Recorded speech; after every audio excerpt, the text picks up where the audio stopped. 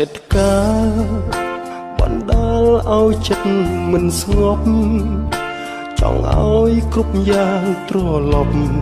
ចង់ឃើញមុខលោកពុកមានគុណអតីតកាលពុកខំលីសាយរែកពុនគ្រប់យ៉ាងពុកទ្រាំអត់ធន់ដើម្បីកូនបានដូចគេឯងញើដូចឈាមក្រុមក្រៀមកណ្ដាលថ្ងៃក្តៅ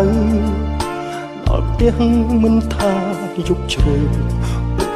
តែងនៅនិបនិបប្រឡែក៏នៅតូលងលងព្រោះតែសំលេលោកពុកបំពេ